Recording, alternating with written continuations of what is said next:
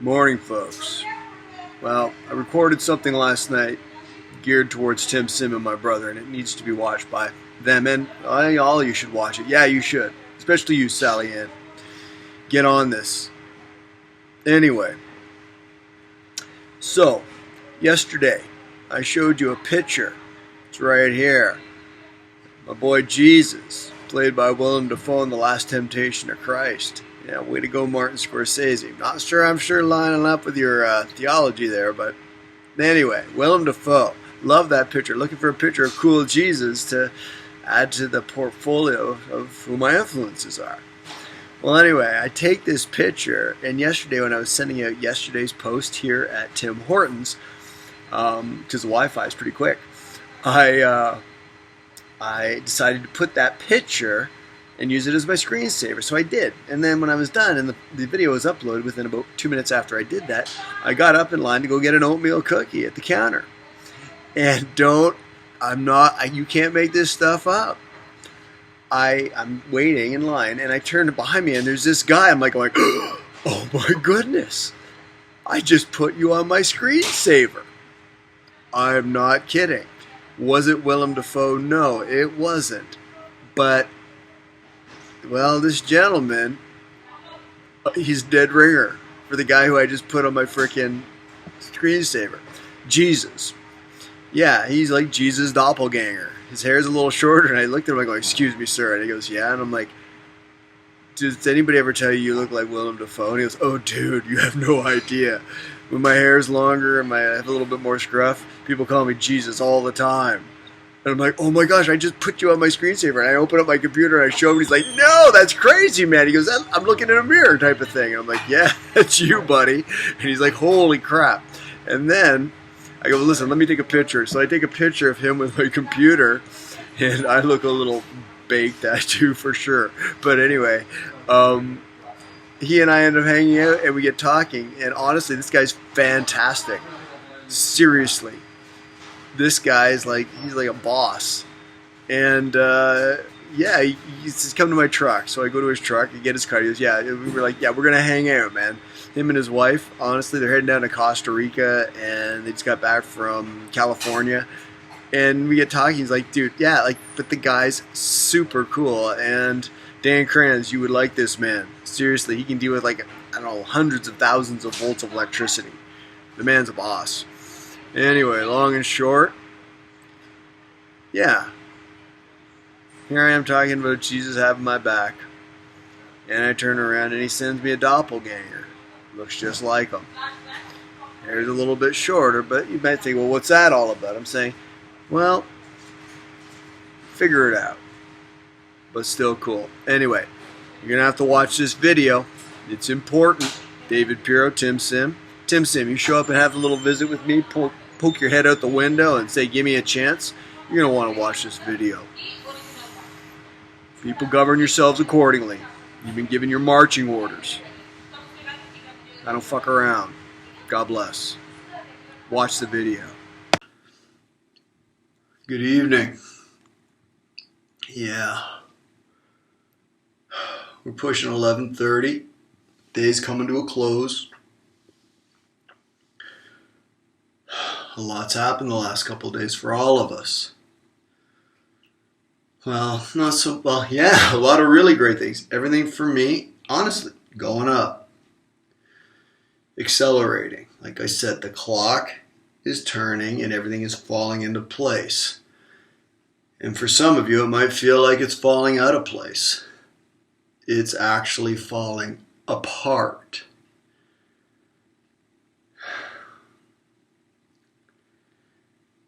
Yeah, and it is. And it'll never be put back together the same way again. Nor should it be. Honestly, you don't want your life put back together with the evil you were doing. Honestly, you don't. It's all an illusion. It's a lie. And you guys bought it. Hook, line, and sinker. Lucifer, Lucy, he's the bad fucking villain in this story. But you guys chose to work for him. That's all there is to it. Laugh at me all you want. but nobody's laughing anymore. Christians from here to eternity have spoken to the devil. I just happen to amp it up a little bit. Maybe because I know a little bit more. Whether you believe that or not, I do not care. But I've never hidden it from anybody or anything. What my story has been or what I've been through, it's always been the same. And once again, I don't need to prove shit, but it just goes to the veracity of everything I've ever said. But you guys change your story left and right. And I want to say something before the night. Actually, I want to address my brother, but Tim Sim, you drove up today to my hotel. I don't care that people know where I live. I've said it openly now, where I'm staying right now temporarily for good reason, and that'll make sense to people too.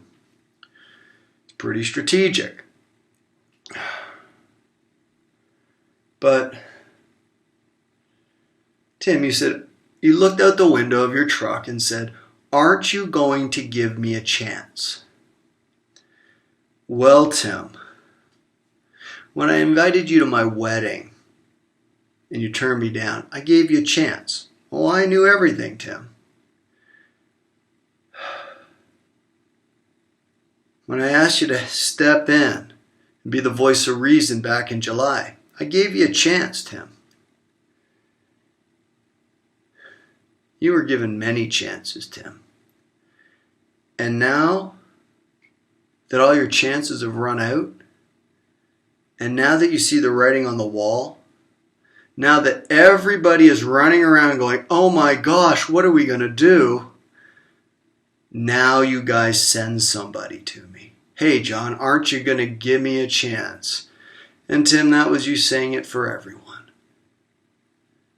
Guys, you were given so many chances. So many. And you went through every stop sign, no matter how many times I told you where it was leading to. I could say nobody feels sorry for you, but it'd be kind of redundant because nobody feels sorry for you. Everybody looks at me and says, who knows me and knows the situation inside and out, and goes, "You okay, man?" I'm like, "I'm trying." Like going, "I don't know how you do it, John. How do you keep caring about these people? Why do you keep giving them chances?" Well, because God kept giving me chances over and over as I tried to figure out the things that I needed to figure out so I could line up with Him and submit to Him on a daily basis. And that took a long time. And I think a lot of you all understand why it did. I'm not ashamed of it. I was 3 years old, 4 years old, 5 years old, over a course of 3 years, between 3 and 5. Who's going to... I don't know. And then the beatings. I mean, But to go through that, doctors say, the shrinks tell me, "Johnny, man, you got fucked up." People get fucked up in the first 5 years of their life and spend the next 50 figuring it out. True story. But I'm clear. Though, about a week ago, I said to the Lord, "Lord, you have no idea what you put me through. Tim Sim, you come up to me and you say, 'Give me a chance.' And I'm like, you have no idea the heartache and the pain you people have put me fucking through. I might be a boss on the battlefield, but I come home at the end of the day and I've got to decompress. I got to take off the armor and I got to go, I can't believe they just fucking did that to me. I love those people. And look what they've done to me. Again and again and again. Fuck you, Tim. I'm sorry. I want to shed a tear because when I see you and I hear your voice as you look out that window and say, "Aren't you going to give me a chance?" I'm in grade 10 all over again, and you're looking at me saying, "Give me your eyes. All right, this is what I want you to do when I go out there. I want to run the 67 trap, and I want you to give a good look so Ryan and..." I mean, Tim, I hear your voice outside that truck as you lean out the window, and I'm like, I'm in grade 10 all over again, man. You know, you're telling me, okay, we're going to, give me your eyes, Johnny. Okay, we're going to run the 67 trap. I'm sending you back in. But, you know, I need you to sell it. Got to pause for a second there and give Ryan and Wilson and Wayne Solomon a moment. And Shep's going to sweep the ball. He's going to fake that pitch to them. You got to pause for a second so they can sell it. And that'll slow things down. That'll open up that other side of the field for you. And you're going to be home free. And I'd be looking at you with these great big eyes. Looking at you going, this guy's the man. I want to be this guy. And I want to make him proud of me. And sure enough, I'd wait that extra second before I ran across the line. I'd get the ball from Shep, and I'd start running. And that gap would be wide open, and I'd be home free. I scored 2 touchdowns against Lamoureux my very first game. And honestly, football was never better than grade 10, Coach Sim. It was never better than grade 10. That was the pinnacle for me. Coach Cameron, God bless him, man. We won a championship the next year. And, you know, I learned a lot from Donnie Cameron. Even Coach Haler, even Coach Lako down in Toronto for that year. Coach Giordani did a solid by me. He let me come and have a year of fun, and I appreciated that. But grade 10 was the pinnacle, Coach. But you're saying, you know, and that's where I am. And then you call out the window. And, like, you guys think, you guys are the monsters, man. You guys are horrible people. You've treated me horribly all summer, and all I've done is love you guys. And kept trying to put it back together again. It's out of my hands now, guys. There's no point in coming to me. The authorities got this one now. I just have to make sure I take care of my back end with my wife and my kids. I've got to make sure my kids are fucking safe. You guys have robbed me. Tim, you've robbed me of the privilege of preparing to be a father. To be able to watch my wife be pregnant and to grow and to see the changes and to get ready and get ramped up. You robbed me of that, Coach. Who the fuck are you to do that? I'm sorry, but so I'm confused in my head. Sorry, I'm not crazy, but imagine hearing the voice of the man who was your mentor, who you wanted to be just like. And you hear his voice and you're in grade 10 again with all those feelings and emotions, but at the same time you carry the same emotions of, I want to fucking punch this guy in the face for what he's done to me this summer, what he's done to my marriage. And don't kid yourself, Tim, you did this. You did this. You fed this. You fed this beast. Before you and David and everybody got involved, I was the best husband in the world in May.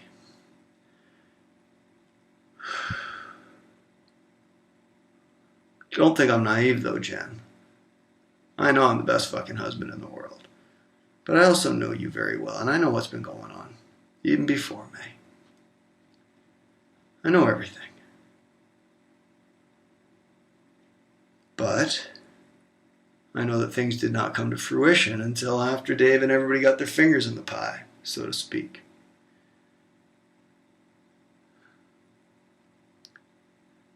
But I mean this, folks. The windows are closed. The line of demarcation is passed for all of you. Yes, I'm hard. I'm very hard towards you. And I might sound mean. It's wrath. I'm sorry. But it's not just mine. God's like, go for it. Have at it. Look what, he's seen what you've done. He's seen the conversations you've had. You had another little summit meeting the other day. My goodness. Guys, imagine all the things you could have done and created with your lives instead of worrying about John Oliver Pure over the last 7 months. You could have done a lot of good things. You could have loved your wife, could have loved your kids. You could have took up a new language. You could have written a new song, your own song. Or you could have written one with me and taken me up on one of the offers I gave you. You chose no. Sorry. You chose to try to kill me instead. Well, that puts you in jail. Sorry. It's not my fault. And you don't come to me thinking I'm lost or I'm some bear cub out here wandering around. I know exactly what's going on. I'm very careful. I'm very clear. When I spoke to Ken Hill today, don't give a fuck. I am not afraid of any man. Nobody's going to touch me. No one. Only God decides that in my life.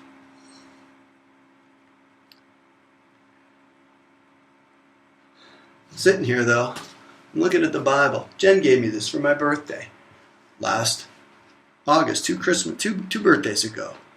And you know what she wrote in it?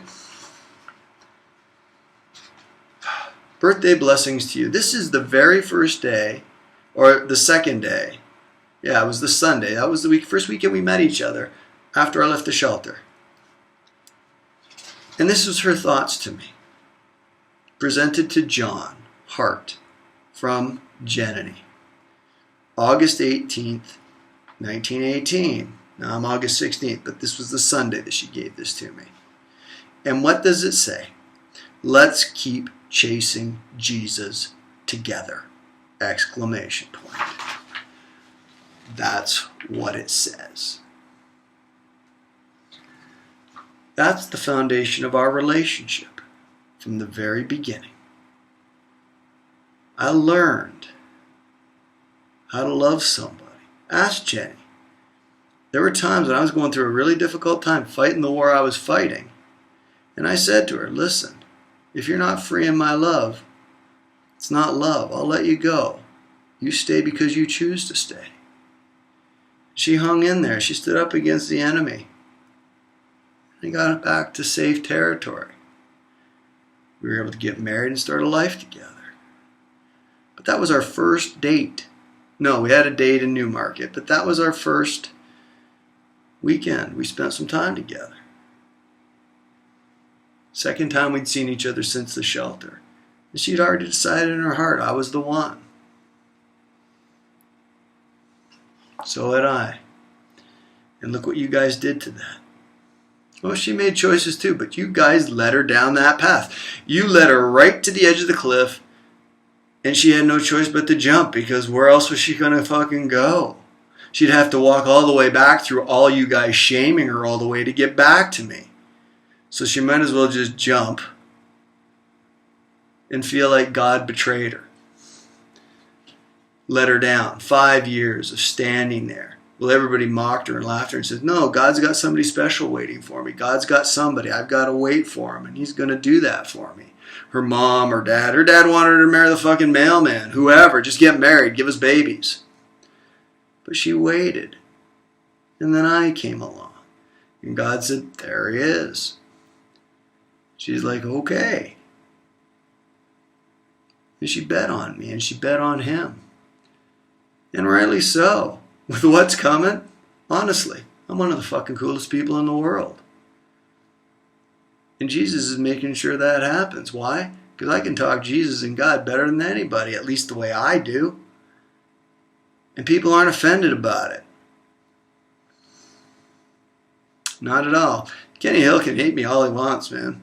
But he fucking respects me. I promise you that right now. He's going, I don't know about that fucking bastard Puro boy, but he's a man. Same with Mustafa. Fuck, what's he gonna do? Tell him to go honor his mom, which is exactly what he fucking needs to keep his eyes on right now. Keep his fucking little fucking brother in place. So I can clean this shit up. No problem with that. Sorry, guys. I'm awesome. And now that things are clear, and people are very clear about David and what's happened growing up, yeah, we're gonna be okay. But, you know, as I sit there, is that this is what Jen wrote in her card to me. John, it seems as if you came into my life from nowhere. Well, I was from nowhere, Jenny. I was living on the street.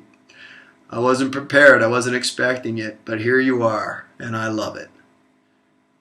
I'm so grateful to have an opportunity to get to know you, and I look forward to sharing life with you.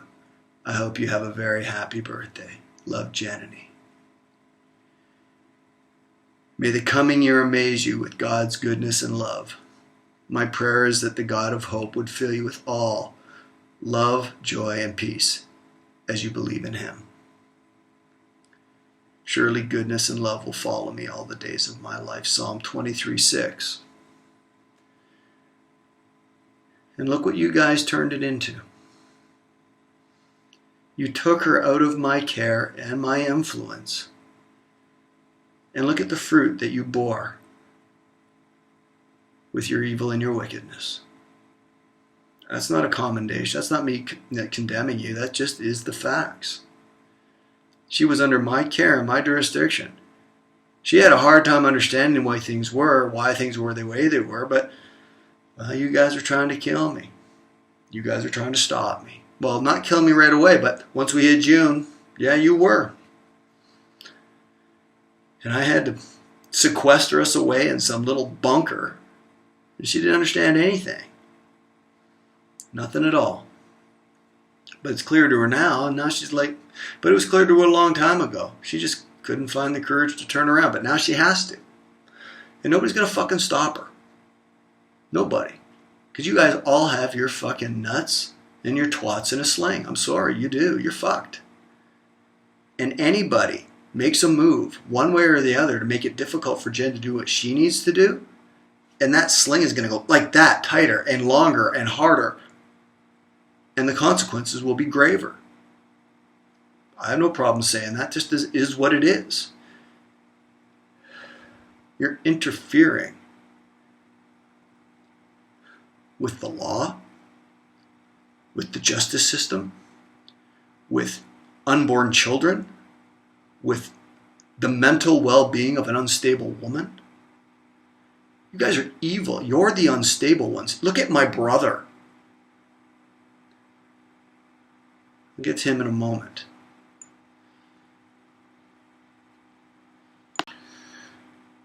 I was watching online.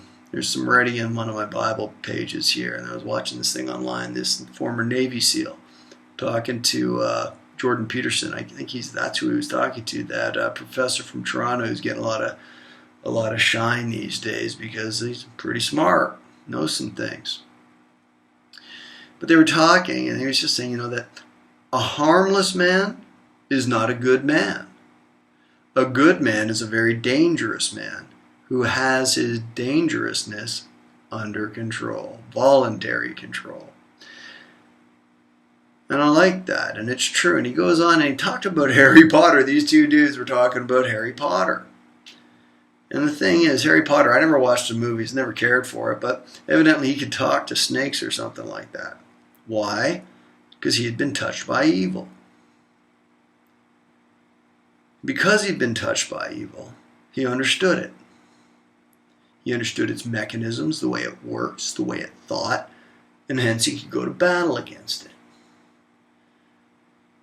Well, many of you have known that I've spoken quite adamantly about some of the spiritual experiences that I've had. And you mocked me, laughed at me, called me crazy. But I want you to think about it very clearly right now for a moment. All summer long, I have been defeated against a cast of, well, if you count all the people from the Selfish Army praying against me, thousands. And here I am, well, look at how things are now. Because I understand evil when it's unfolding. And the fruit of all that you've done is evil. It's wickedness, horrible in every way. And I know it, and I've seen it, and I've watched it on play. And it didn't matter what anybody said or did. I'm like going, no, that's fucking evil. I know exactly what I'm doing. I'm not crazy. God, what do I do now? God, what do I do now? Jesus, what do you want me to do now? Did I do it right all the time? No, because sometimes I'm a son of a bitch and I'm stubborn and I don't listen. But I'm not wrong. And he always brings me back online and gets me on track and we do what we need to do. But you guys are fucking evil. But I understand it and I'm not making this stuff up. Once and for all, I can stand and look Ken Hill in the face or through the screen and just tell him exactly how it is, knowing that he could snap his fingers if God let him and take me out in a heartbeat. But God's not going to let that happen because I'm the alpha in this situation. Because it's my story, it's my song, it's God's story. And I'm his man. He's going to tell it the way he wants to tell it. And he gives me authority to do that.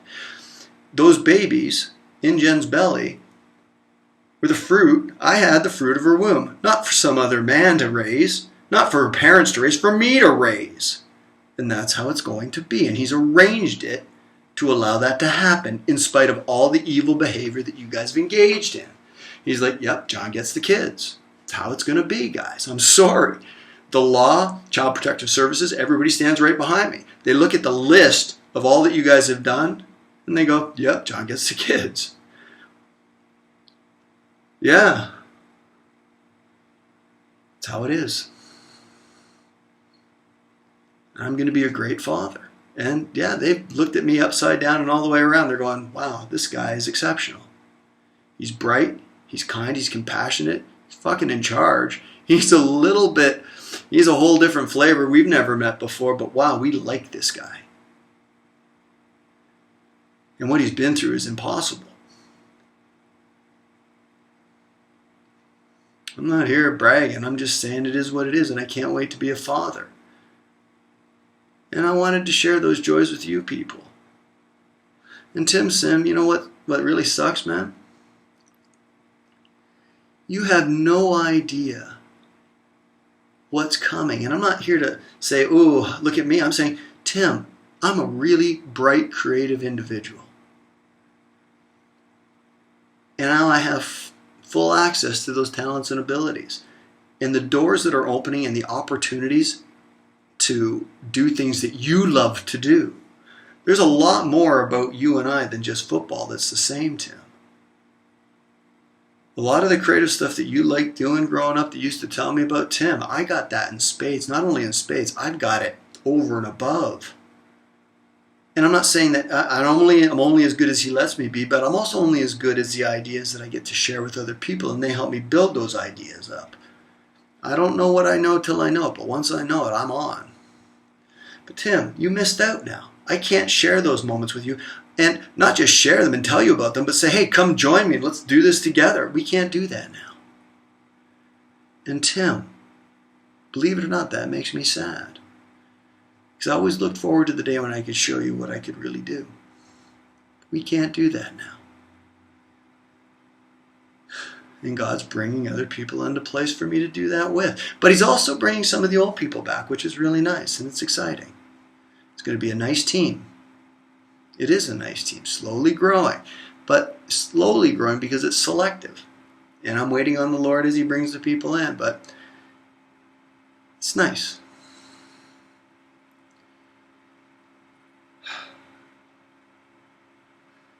That thing with the Navy SEAL, he said, unless you can think like an evil person thinks, then you're defenseless against them.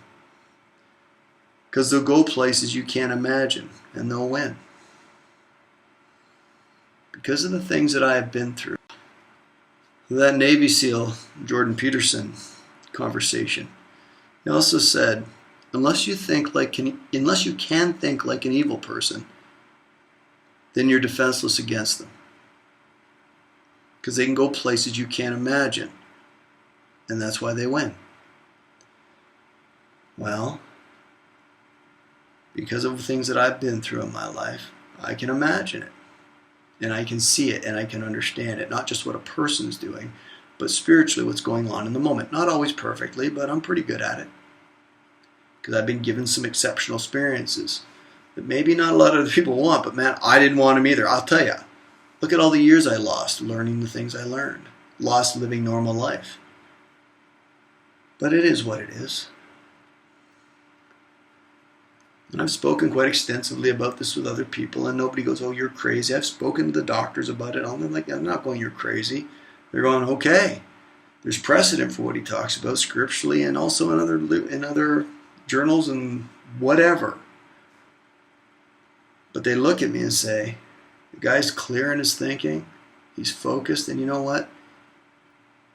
Look what he's been through, and he's still here. And he stands by his code, and he stands by his honor. Is what it is.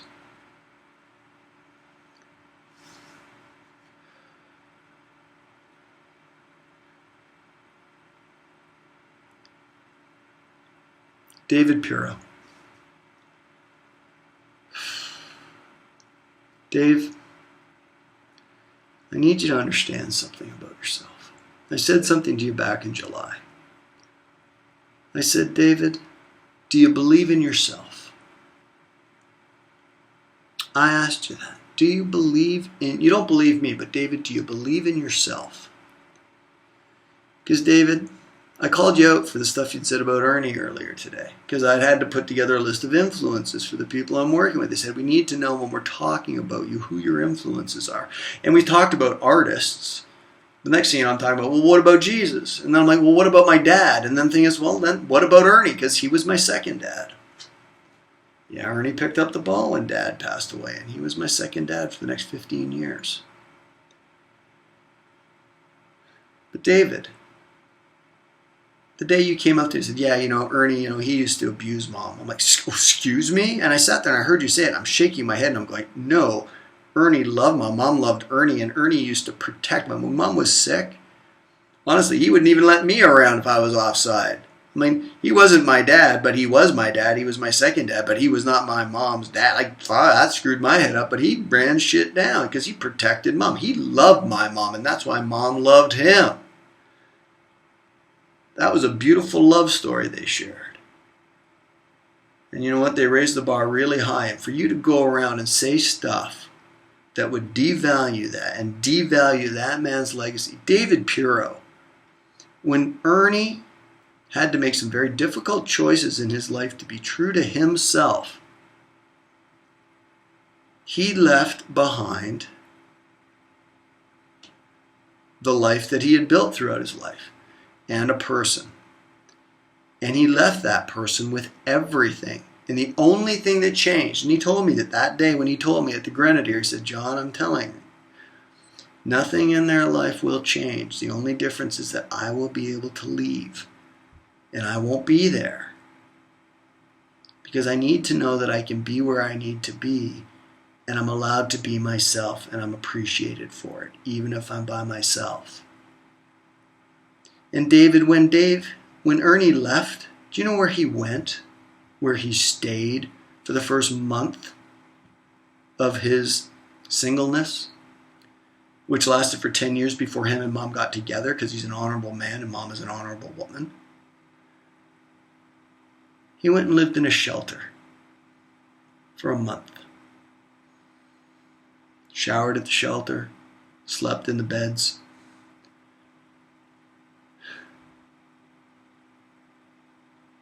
To make sure financially everything was right at home, where he wasn't. But at least he could be his own man. When I went to visit him in Cambridge in his apartment, all he took with him was a recliner, a few books, and do you know what he had for decorations? A plastic lobster that kind of hung from the ceiling because he's from Newfoundland. And he had a bed in his bedroom and a dresser. But he was free and he was his own man. And anybody who came into his life liked him. For you to speak evil of Ernie Eason does not speak about Ernie Eason. Ernie Eason is a great godly man and a tribute to anybody who ever got to know him. A true man. Derek Smickle shook his hand on the golf course from Syllabs. Looked at me and said, John, that is Ernie walked across from the 8th hole over to the 2nd hole. Jackson's Point. Shook Derek's hand. Derek said, that is the firmest handshake I've ever had from any man. Because Ernie Eason was a man, David. Knew who he was and was very confident. But David, here's the thing. Ernie knew he had what it took. In any situation he stood in, he knew he could handle it. And he handled me going through some very difficult times. But David, you don't have that. You don't. Because David, your power is not something that comes from within you.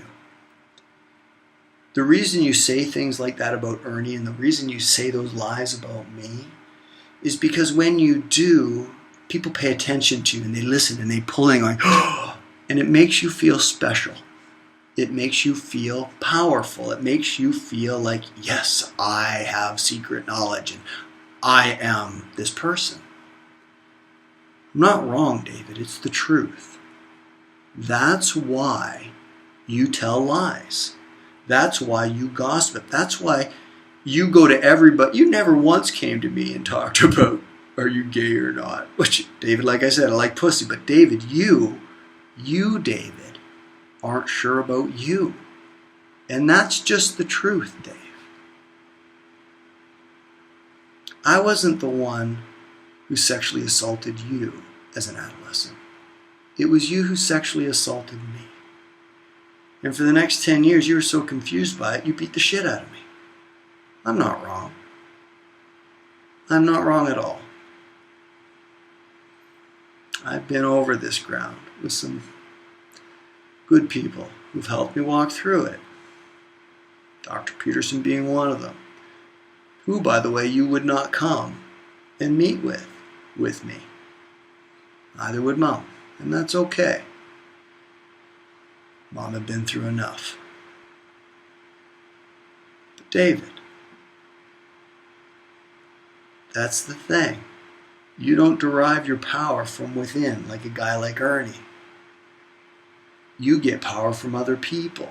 When they listen to you, when you have an air of authority and you have the wisdom and you are the one who knows.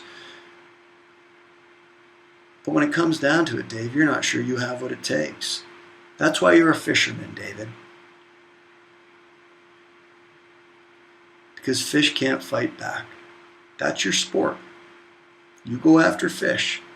You catch a big one and you pull it in, but that fish is no threat to you.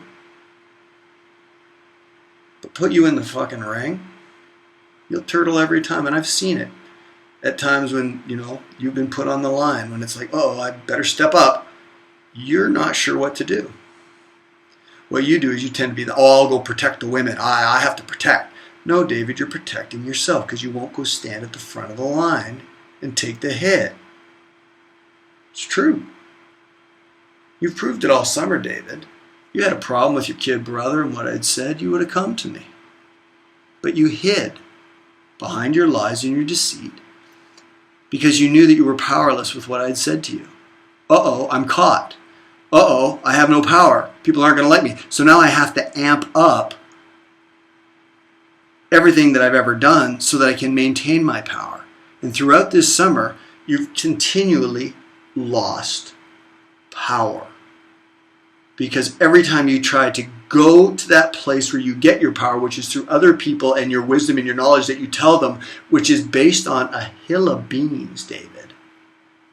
And the less they believe you, the weaker you get, to the point now where you're like, I am totally defeated. Because David, nobody listens to you anymore. Nobody believes you anymore. And it's not because I've convinced them. It's because you've convinced them. And God has continued to play this whole thing out while you've tried to convince people of things that aren't true. And he's going, it's not true. And you keep coming back to that same well. David, well,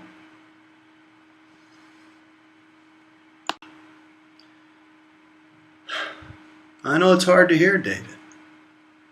You don't like it coming from your kid brother. Sorry. But not sorry. Not anymore. I'm not sorry for anything. I don't even feel sorry for you. Because, David, there came a point where your lies and your deceit and your lack of power within yourself and your inability to generate it meant that you started to maliciously grab for any power, any place you could, no matter how much harm you did to Jen in your lies, no matter what kind of harm you did to her family in your lies. Look at the choices her family has made because of your lies, David. Look at the choices Tim made because of your lies. Now, Tim also is accountable. Tim knew back when I was 17. He dropped the ball there and told the kids in school. So I just didn't talk about it for 10 years. But David, Tim also knew at the beginning of the summer what I disclosed very clearly. But he kept on his path. And he also knew that Aaron Invari is a fraud. I never did anything but help Aaron. That's the truth. God's proved it out. And if God has his way, Aaron getting punched by Mustafa every time Aaron fucking drops the ball and tries to call Jen or her family or anything anymore. And rightly so. Pick up my guitar, play, boom, punch him in the face, Mustafa. That's his job right now. That's where he needs to keep his attention. Why? Because his mother is a good woman. And if Mustafa can step up, and bring shit to closure and get things cleaned up at that end, then as a storyteller, then I can tell a redemptive story that says, yeah, the Amvar is our top shelf. They clean up the shit and get things done, and we move forward and we do awesome things together. Because that's the only way that works for that family right now. And I need him to keep his kid brother fucking accountable. Because this story's being told, and that's okay. I think Mustafa's up for it. He gets it. But he also doesn't see this as a dead end, oh, we lose. Because it's not about winning and losing. It's about God being glorified. And cool shit happening, and cool people doing cool shit, man. And that's it.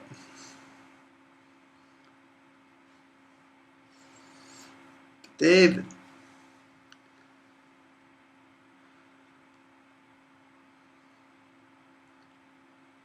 That's why you fish. That's why you don't come to me. Because you know you don't have what it takes. No, let me correct that. It means you don't know if you have what it takes, but neither do any of us. Because you never put yourself in the ring to find out if you could. And David, that's what God showed me. Nobody ever showed you how to be a man. But Dave, nobody ever really showed me either. I did have Tim, and I did have Dad, and I had Ernie, sure, and even Blennis, and other people too.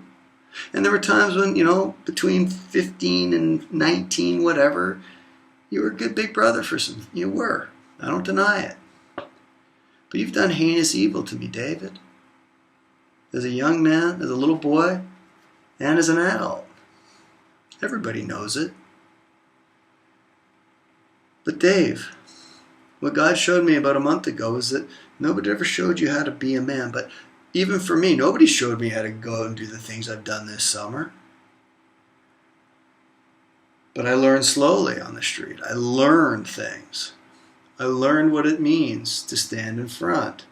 Go to the front of the line and take the hit. I go towards danger. I don't back off from it.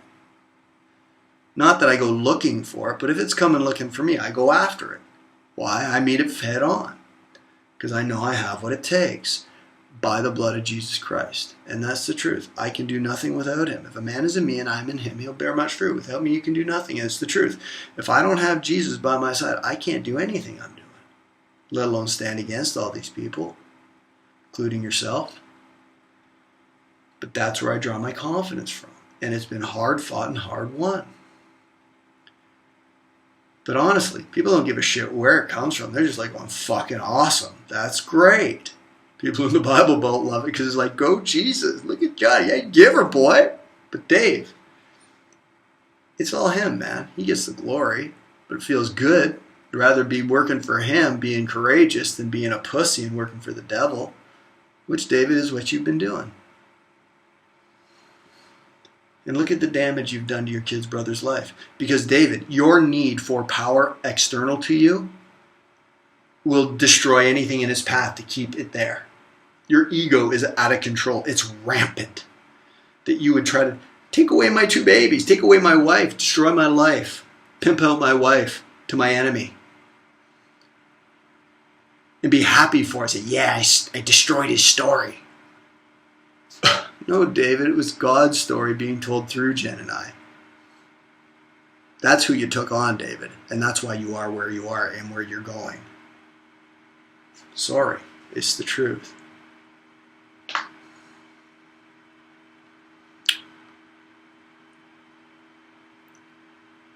But that's why you fish, David. That's why you'll go run the Tough Mudder, whatever that race is, because you're not facing another man. You're not looking him in the eye saying, okay, it's me against you. Let's see who wins. Because you don't know if you have what it takes. You're scared, David. You're a scared man. And you hide behind authority and behind a suit. And you hide behind wisdom that's not even wise. And you use God to justify your nefarious actions. It's sound, it's clear, and it's crystal clear, correct. David, I've got you down like that.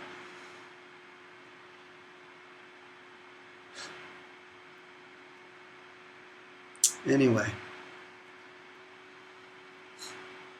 I don't know. I just felt, David, that's what he wanted me to say to you tonight. It's the surprise of seeing Tim, any of you. My concerns right now are for my wife and my children. And even my wife is going to have to face some consequences. But my children are going to be cared for incredibly.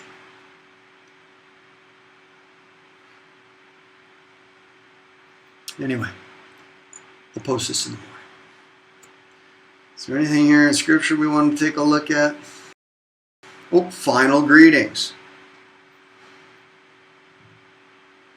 Oh, now let's just say this. I like this. Apostle Paul at the end of Colossians, final greetings. Titius, will you tell all the news about me? Will tell you all the news about me. He is a dear brother, a faithful minister and fellow servant in the Lord. I'm sending him to you to express the purpose that you may know about our circumstances, that you may encourage our hearts.